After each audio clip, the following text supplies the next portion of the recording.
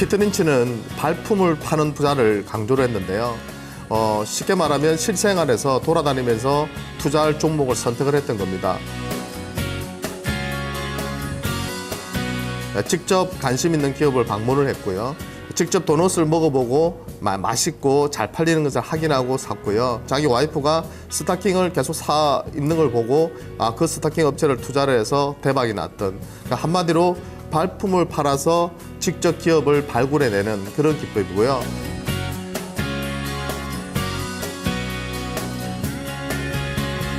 잘 나가는 기업에 투자를 해라는 겁니다.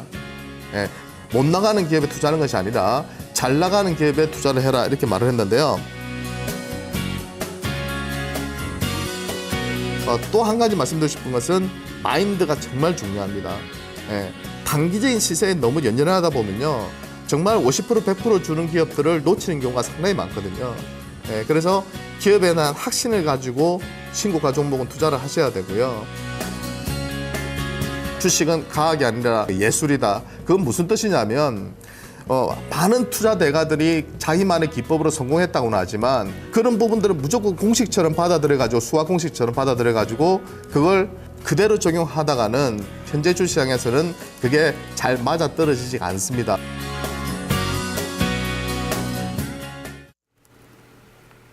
네, 레전드에게 듣는다. 토마토 투자자문 유성치 운용력입니다. 운용력님 안녕하세요. 네, 안녕하세요. 반갑습니다. 네, 제가 지난 시간에 우리 토마토TV 시청자분께서 실제 생활에서 투자의 아이디어를 얻으셔서 웅진싱크빅 가지고 계신다고 말씀드렸는데요. 오늘 이 종목이 또 1% 오르긴 하는데 신고가를 또 기록하고 있어요. 네. 정말 그 좋은 투자 사례가 아닐까라는 생각 다시 한번 들고요.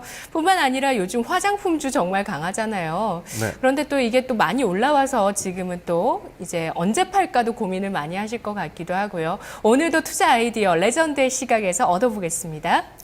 네, 잘 말씀해 주신 것 같아요. 웅진싱크빅도 그렇고, 제가 지난주에 소개시켜 드렸던 기업들 중에서 소비재 기업들, 특히 제가 LG생활건강을 많이 말씀드렸었는데요. 역시 신고가를 계속 경신해 나가는 그런 흐름이 연출되고 있습니다. 시장은 저성장이든 어떤 시장의 성격에 따라서 주도주는 계속 나타나거든요. 그렇기 때문에 그런 섹터에 있는 기업들은 어떤 질적인 성장이 같이 동반된다면 주가도 상당히 빠르게 릴레이팅 된다. 재평가 받는다. 근데 또 한 가지 염두에 두셔야 될 것은 뭐냐면, 이 주식 투자가 왜 어려운지 하면 12개월이 있다, 1년 12개월이 있다면, 12달이 있다면 12달 내내 오르는 것이 아니라 한 두세 달 정도 오르고요. 나머지는 행보 아니면 조정입니다. 그러다 보니까 2배가 오르는 기업도 한 9개월 정도는요, 행보 아니면 하락이에요. 그 2배 오르는 구간이 언제냐면요, 거의 한두 달 만에 다 올라버립니다. 그러니까 주가가 반영될 때는 무섭게 그냥 한 달, 두 달 만에 그냥 따블 가버리고요. 그 다음에 지루하게 행보하는 구간이 6개월, 7개월 이어지는 경우도 많거든요. 근데 일반적인 투자가들은 계속해서 움직이는 종목들을 쫓아다니다 보니까 그 시세를 자꾸 고점에서 잡게 되고요. 잡아야 될 자리, 견뎌내야 될 자리에 자꾸 팔고 나가는 우를 범하는 거죠. 또 조금 더 확장해 보면은 아닌 기업을 가지고 장기 투자하는 분들도 정말 많아요. 예전에 몇 년 전에 경기 민감 업종군들이 실적이 꺾일 때, 그때 시점에서 이제 건설이나 조선이나 화학이나 철강이나 이런 쪽을 투자하셨던 분들은 지금 시점에서 바닥에서 30, 40% 50% 올라왔다 하더라도 워낙 많이 빠졌기 때문에 지금 또 30% 40% 손실 보고 계신 분들이 정말 많으시거든요. 그렇기 때문에 좋은 기업을 선택을 해서 시대적인 트렌드에 맞고 실제로 성장하는 기업을 선택한다면 주식시장은 정말 매력적인 그런 투자 재테크가 될 것이다, 이렇게 말씀드리면서 오늘 시간 가지도록 하겠습니다. 최근에는 제가 어떤 기본적인 원칙이나 노하우적인 측면보다는 실전에서 우리가 그렇다면 발품을 팔아보고 기업을 분석해 봤을 때 시대적인 트렌드에 부합할 수 있는 그런 업종군들이 어떤 종목들이 있을까, 그 부분에 대해서 말씀을 드리고 있는데요. 큰 흐름에서 본다면 제가 가장 관심 있게 보는 쪽은 사물 인터넷 쪽하고요. 최근 들어서는 또 모바일 결제 쪽, 이런 쪽 시장도 삼성페이가 도입되면서 지난주에도 말씀드렸지만 폭발적으로 성장하기 때문에 그런 쪽 섹터도 이제 좀 관심을 좀 둬야 될 것 같고요. 저성장 국면에 또 맞는 기업들이 지난주에 설명드렸었던 그런 필수 소비재 쪽, 그러니까 경기가 어려워도 장사를 잘할 수 있는 기업들 있죠. 그런 기업들을 한번 선택해 보신다면 포트를 그런 쪽으로 한 4-5종목 정도를 투자해 보신다면 정말 매력적인 그런 포트가 되지 않을까 하는 생각이 듭니다. 오늘 또 시장에 대해서 제가 좀 살펴드리고요. 오늘 또 제가 준비한 그런 내용들 같이 한번 점검해 보면서 여러분들이 또 관심 있게 또 공략해 볼 만한 업종과 종목군들이 있는지 한번 이야기 나눠보도록 할게요. 일단 그 시장은 오락 좋아요. 뭐 최근에 어제도 우리 시장이 2040포인트 돌파를 했고, 단지 좀 아쉽다면 예전에도 보면은 2000포인트 이상에서 투신권의 한매가 집중이 됐는데 이번에도 마찬가지입니다. 역시 뭐 금리를 떨어뜨려주고, 여러 가지로 이제 그 투자를 장려를 하고 있지만 정부에서 실제로는 지금 전세값이나 이런 부분에서 너무 급등하고 있고 물가도 많이 오르다 보니까 문제는 지금 시점에서 주식 투자를 할 만한 자금이 예전처럼 공격적으로 2000포인트 이상에 들어오지가 않아요. 그러니까 추가적으로 유입되는 작업은 제한적인데, 그죠? 고객의 태금은 좀 늘기는 하지만 좀 제한적인데 펀드 안매가 집중되다 보니까 손해봤던 사람들이 또는 뭐 밑에서 투자했던 사람들이 좀 수익이 나니까 아이고 빚진 거 이제 갚아야겠다 하면서 현금화하는 그런 물량들이 많아진다는 거죠. 그래서 투신단이 요새 대량으로 매도하고 있어요. 그래서 외국인들은 지난주 1조 5천억 이상을 매수했어요. 상당히 강력하죠. 근데 이번 주 들어서는 매수 강도는 떨어지고는 있지만 매수 기조는 유지하고 있습니다. 그래서 한마디로 말하면 외국인의 매수와 지금 기관의 판매가 맞부딪혀 있다. 그러니까 지난주까지는 외국인들이 주도했고 이번 주 들어서는 일단 펀드 한매 압박이 조금 더 강하다. 외국인의 매수 강도가 약간 줄어들었으니까. 그래서 이렇게 판단하시면 될 것 같아요. 빠른 속도로 지수는 오르지 못하겠지만 제한적인 반등은 가능해 보인다. 투시권의 매도만 없다면 좀 더 빠르게 올라갈 수 있겠지만 투시권의 매도 때문에 약간 질척거리면서 간다. 이렇게 이해를 하시면 될 것 같아요. 그리고 또 한 가지. 외국인들이 지금 상당히 공격적으로 매수를 합니다. 그렇다면 지금 시점에서 기관이 선호하는 종목들보다는 기관들은 지금 그동안 샀던 종목들을 팔고 있으니까 확률적으로는 외국인이 선호하는 기업에 대한 관심이 지금부터는 좀 필요하다 보시면 돼요. 네, 필요하다 보시면 되고 외국인 선호 종목들 위주로 지금은 포트를 조금 더 구성해 보시고 좀 집중하시고 그러다가 기관이 결국에는 다시 그죠? 매수에 들어오는 시점에서 우리 시장이 2100포인트를 돌파하러 가는 시장이 나타나지 않을까 하는 생각이 듭니다. 저는 미국이 금리 인상하기 전까지가 오히려 상당히 우리 시장이 오를 수 있는 여지가 많은 시장이라 보고 있어요. 몇 년 동안 우리나라만 못 갔고요. 피해를 받고 삼성전자나 현대차가 지금 주가 수준을 봤을 때는 최악의 상황은 지나가고 있고 그동안 나빴었던 경기 민감 업종군들도 지금은 돌아 나오고 있고 그렇다면 전체적으로 우리 시장이 한 번 더 레벨업 될 수 있는 구간은 나타날 수 있고 그 시점이 지금 구간이라 판단하고 있는 거죠. 그러면 미국이 금리 인상하면 우리 시장이 꺾일 거냐? 단기적인 충격은 분명히 있을 거라 보이지만 그죠? 글로벌 경기 회복에 대한 기대감으로 오히려 일시적인 충격 이후에 시장은 또 한 번 실적이 좋은 기업 위주로 랠리가 이어질 걸로 보입니다. 실적 랠리죠. 그렇게 큰 흐름을 보고 가시면 좋겠습니다. 일단 최근에 외국인들이 9주 연속 매수하고 있는데요. 외국인들이 선호하는 종목들을 보면 사상 최대 지분을 지금 경신하고 있는 SK하이닉스 같은 기업들 선호하고 있고요. 뭐 삼성전기 요새 약간 매수 강도가 약해지고는 있지만 어제 오늘 또 다시 급등하면서 또 한 번 연중 최고치를 경신하고 있죠. 역시 외국인들이 상당히 선호하고 있고요. 뭐 요새 뭐 현대차, 현대모비 좀 들어오고는 있는데요. 자동차 쪽은 근데 실적이 아직은 좋아지고 있는 구간은 아니기 때문에 이쪽은 일단 매수는 하고 있지만 조금은 배제를 하고요.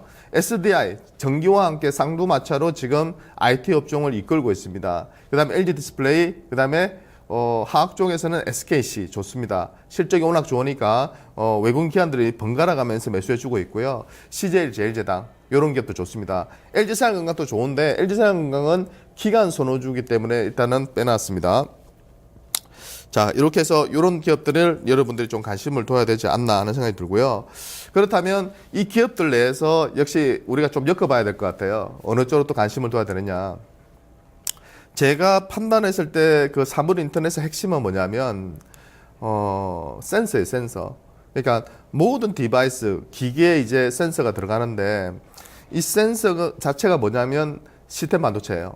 네, 이 시스템 반도체를 개발하는 회사들, 이 시스템 반도체를 설계하는 회사들, 이런 회사들이 앞으로는 대박이 날 수밖에 없는 구도로 갈 겁니다. 장기적으로 봤을 때는.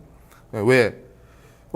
여기에만 들어가던 게 노트북이나 태블릿이나 스마트폰이나 PC에만 들어가던 것들이 냉장고에 들어가고 TV에 들어가고 자동차에 들어가고 보일러에 들어가고 하는 세상이 온다는 거죠. 각각의 디바이스에 맞는 시스템 반도체를 설계를 해야 되고요. 그래서 설계의 능력이 정말 중요해지는 겁니다.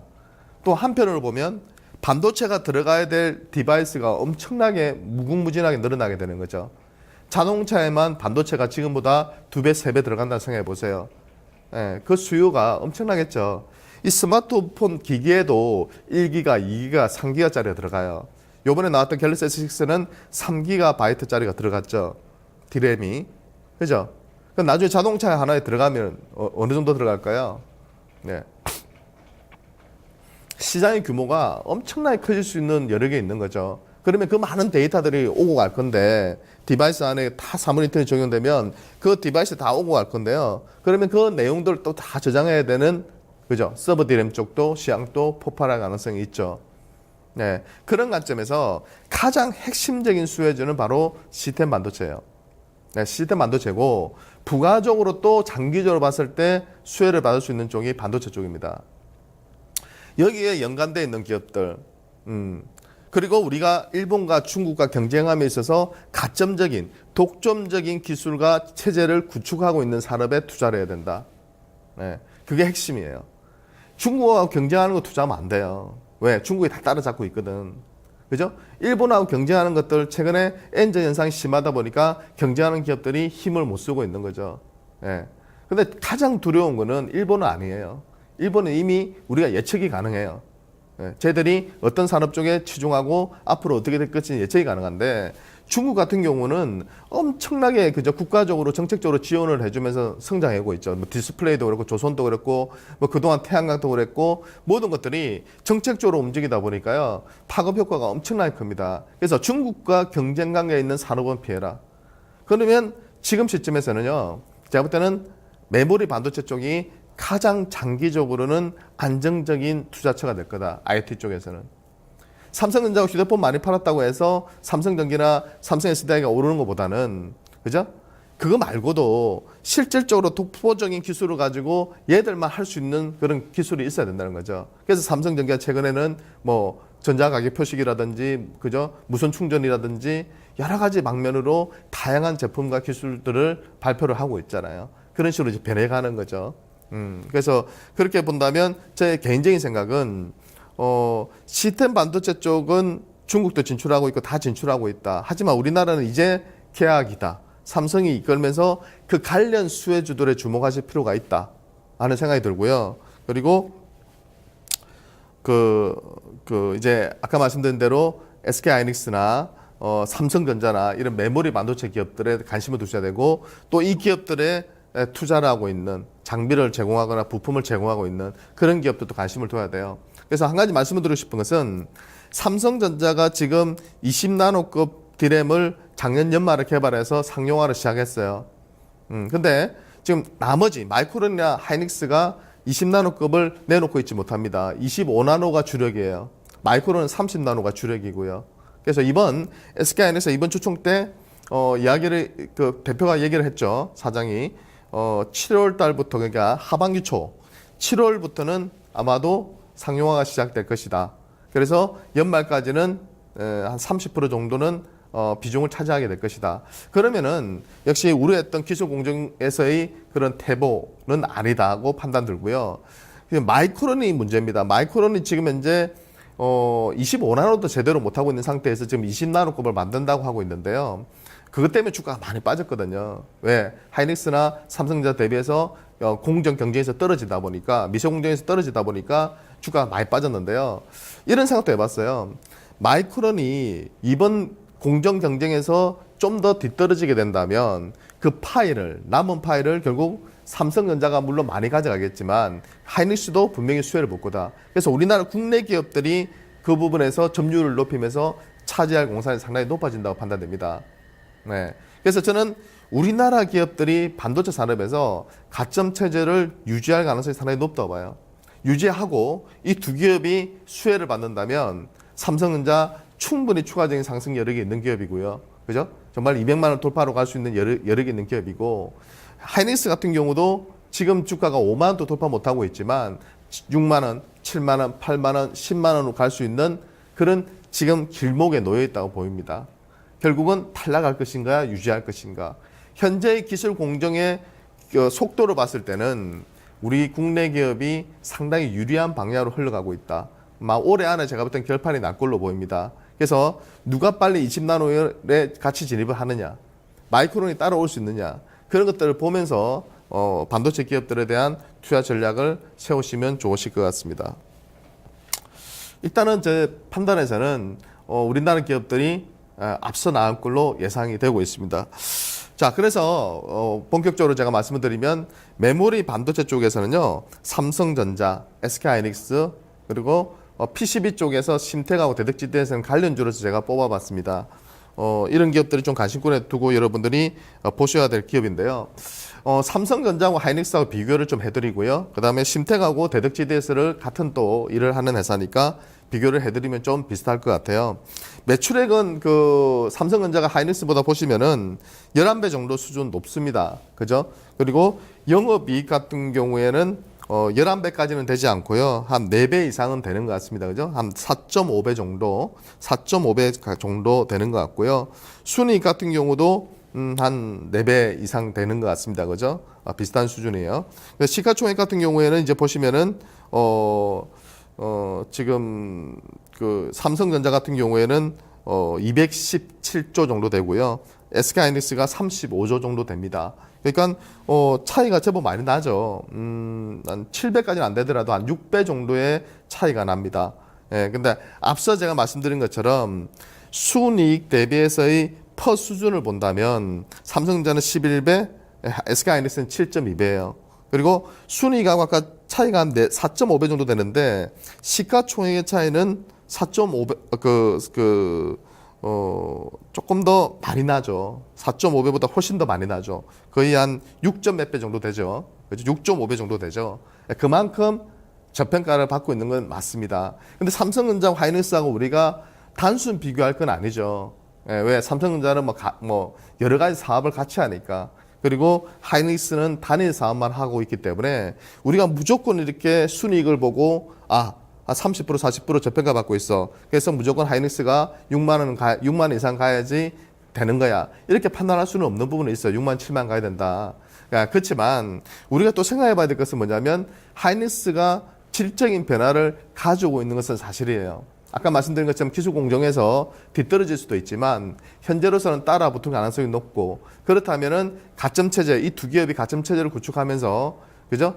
추가적인 프리미엄을 받을 수 있는 그런 식으로 간다면 지금의 이런 저평가는 해소될 가능성이 높다고 봅니다. 그래서 지금 시점에서 저희 고객분 중에서도 삼성전자 하이닉스를 투자하시는 분이 계신데요.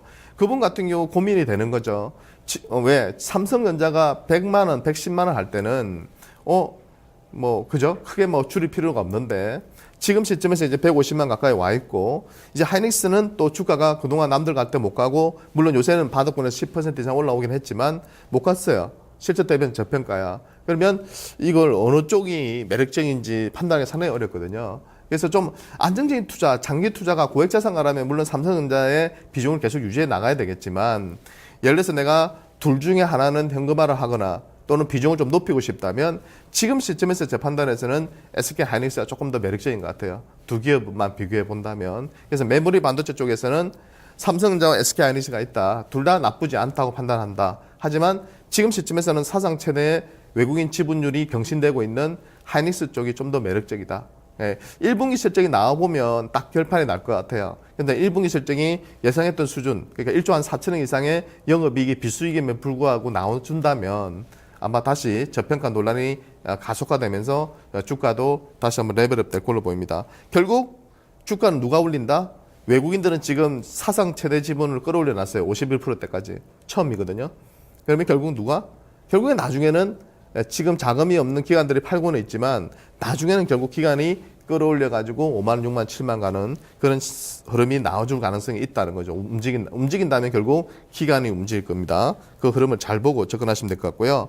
심택하고 대덕지대에서 같은 경우는 심택은 제가 예전에도 많이 소개를 좀 시켜드렸던 기업이에요. 7, 8천 원대부터 매매를 했었고 12,000원 이상에서는 팔고 나왔던 종목인데요. 지금 또 많은 초반대까지 주저앉아 있습니다. 근데 올해 예상 실적을 감안해 본다면 역시 주가 자체가 그렇게 막 고평가받고 있는 것은 아니에요. 특히 예전에는 말씀드렸지만 DDR2에서 DDR3로 넘어가는 시점. 그러니까 올해부터 이제 DDR3에서 DDR4로 본격적으로 넘어가는 시점이거든요. 근데 그때 심택이 주가 수준을 보면요. 17,000원 정도까지 갔었어요. 그때 영업이익이 200 몇십억밖에 하지 않았습니다. 근데 지금 올해는 363억까지 예상이 되거든요. 근데 그런 관점에서 역시 좀 매력적이다고 볼 수 있겠습니다. 그리고 대덕지대에서도 좋아요. 대덕지대도 좋고 안정적인데 예를 들어서 얘는 그 ROE 같은 거 보시면 자기 자본 이익률을 보시면 절반도 안 돼요. 심택 대비해서. 그죠? 하이닉스 보세요. 무려 대형주임에도 불구하고 덩치가 엄청 큰 기업에도 불구하고 24입니다. 삼성전자의 배에 가깝죠. 네. 그러니까 ROE가 20 이상 되거나 한 뭐 오렌 버핏 같은 경우도 ROE가 최소 16 이상 되는 기업만 투자했다고 하잖아요. 네, 그만큼 자기 자본을 가지고 수익률을 잘 내는 기업에 투자했다. 그만큼 성장성 있는 기업에 투자했다는 거거든요. 네, 그런 관점에서 저는 심택하고 또 대덕지대에서 비교를 한다면 같은 PCB 업체지만 심택 쪽에 조금 더 무게를 둘 수 있다. 특히 DDR4 관련해서 가장 큰 수혜주라고 보시면 되겠습니다. 그 다음에 시스템 반도체 쪽으로 보면요. 대표적인 기업이 실리콘웍스입니다. LG전자에서 이 회사를 인수를 해버렸죠. 네. 원래는 협력업체였는데 지분을 조금씩 인수하다가 다 인수해버렸죠. 그 이유는 앞으로의 세상이 시스템 반도체로 간다. LG가 주력하는 게 뭐냐면 자동차 전장 쪽이에요. 네, 앞으로 스마트카가 이제 확산된다면 거기에서 이 실리콘웍스가 할 수 있는 부분이 엄청 커지는 거죠. IA도 마찬가지죠. IA도 현대차 그룹 쪽 관련한 자동차 시스템 반도체 회사죠. 이런 기업들이 장기적으로 볼 때는 상당히 매력이 있고, 네페스 같은 경우도 이제 보면은 삼성전자 요번에 들어가는 모바일 AP, 그죠? 모바일 AP 스랩드래곤 시리즈의 뭐 설계를 담당하는 회사죠. 그래서 실제로 주가도 많이 올랐고요. AD 테크놀로지도 마찬가지로 시스템 반도체를 설계해주는 회사죠. 네, 이런 기업들이 삼성전자, 전기 이런 쪽과 거래를 하면서 실질적으로 장기적으로는 좀 수혜를 받을 수 있는 그런 기업으로 판단이 됩니다.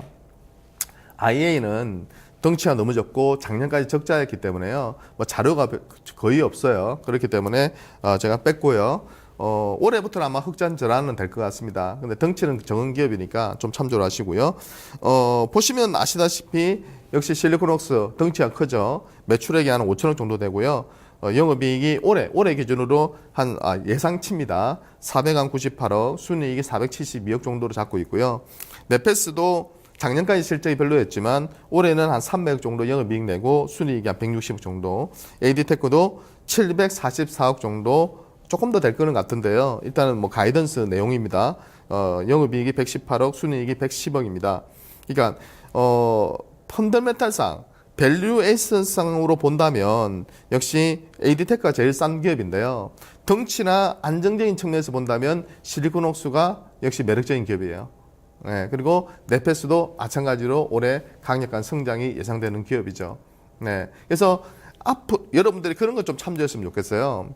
LG그룹이, 삼성그룹이 앞으로 시스템 반도체 쪽에서 어떻게 발전해 나가느냐, 어느 쪽에 주력을 할 것이냐, 그랬을 때 어떤 기업들이 수혜를 받을 것인지를 곰곰이 생각해 보시면 오늘 제가 소개시켜드렸던 3개, 4개의 기업보다도 더 많은 기업들이 나올 겁니다.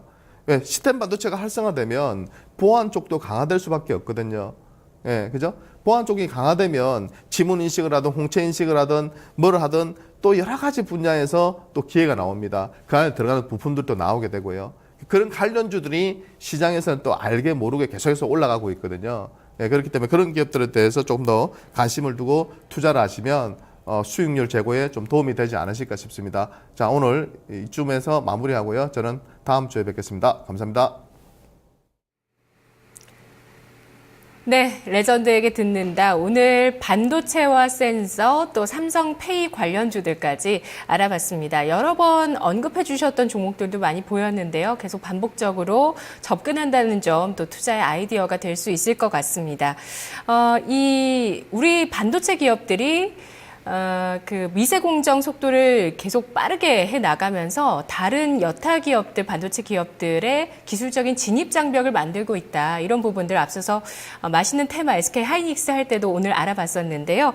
그리고 또 중국 기업이 우리 IT 기업들의 스마트홈, 사물 인터넷 시대 관련해서 도전장을 내고 있다는 점 헬로우 차이나에서 어제 알아봤었는데 다음은 시간이 된다면 또 유성치 운용력과 이 부분에 대해서도 중국 기업들의 사물 인터넷 분야 도전 가능성 에 대해서도 이야기 나눠보도록 하겠습니다.